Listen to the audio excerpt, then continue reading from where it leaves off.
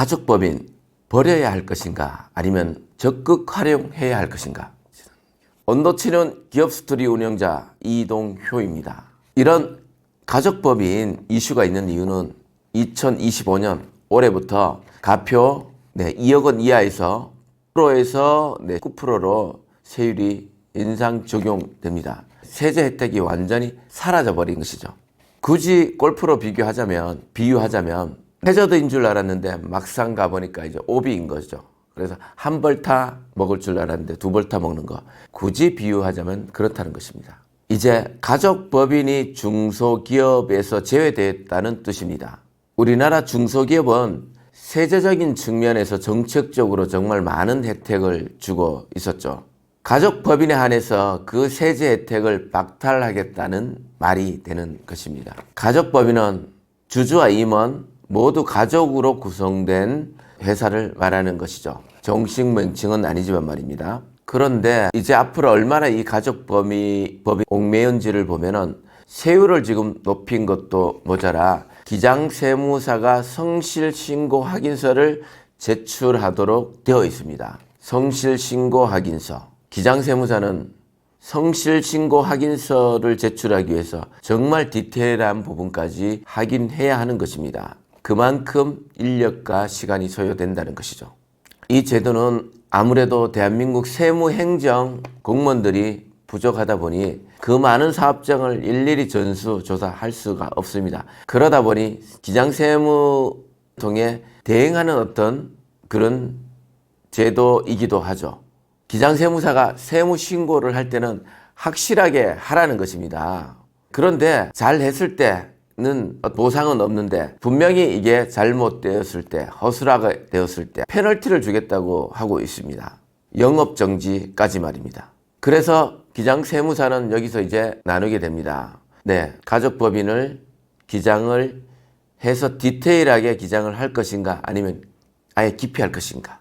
또한 납세자는 세제 혜택이 사라졌으니 가족법인으로 가야 할지 말아야 할지 판단을 못하게 되는 것입니다. 부동산 가족법인은 절세가 목적이죠. 그런데 세율이 인상되고 감시가 강화되는 것 같은 것도 사실이지만 그래도 가족법인이 유리한 구조를 가지고 있습니다. 간단하게만 비교해도 법인 세율은 최고 24% 세율이지만 개인 종소세는 최고 45% 세율을 부과하고 있습니다.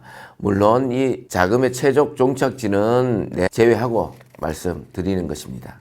그래서 이 가족법인의 본질은 절세인 거잖아요. 아니면 굳이 이렇게 갈 필요가 없는데 증여세, 상속세 아시죠? 그냥 거의 5%를 봐야 되는데 이 부분을 줄여보자는 취지에서 이제 가족법인을 만드는 것이 되겠죠. 예를 들어 증여, 상속을 가족법인으로 한번 풀어보겠습니다. 그럼 여러분들은 어떤 걸 선택할지 분명히 답이 나오실 것입니다. 자, 자녀법인을 설립해서 아버지가 돈을 빌려주는 것입니다. 가수금으로 말입니다. 특수관계자인 아버지가 약 20억 정도를 빌려 가수금 처리를 합니다. 이제 법인은 자금이 생겼고 20억이라는 자금이 생겼고 대출까지 일으켜 부동산을 하나 구입을 했습니다. 예를 들어 40억짜리 부동산을 구매하게 되었습니다. 임대소득이 나오게 되어 있습니다. 그런데 이 임대소득은 가족법인이기 때문에 개인소득이 아닌 법인소득으로 기속되게 되는 것입니다. 그리고 이 법인소득이 발생하면 아버지에게 받아왔던 가수금, 가수금을 차분히 상환되겠죠. 그런데 이때 발생한 임대소득은 법인소득이기 때문에 발생하지 않죠. 그게 얼마든. 그래서 자녀에 대한 급여만 정확히 책정되어서 그 급여에 대한 금액만 산정하면 되는 것이 되겠죠. 이제 이후에 부동산 시세가 오르게 됩니다. 그러면 그 부동산 시세 차익도 누구의 것이죠? 자녀의 법인의 것입니다. 가족법인의 것입니다. 그리고 그 다음 또 절세 전략을 활용해야 되는 것이겠죠. 그래서 세율이 높아졌다고 겁먹지 마시고 감가상각, 복리후생, 급여 등 정상적인 비용을 처리하면서 가세 표준을 낮추는 것입니다.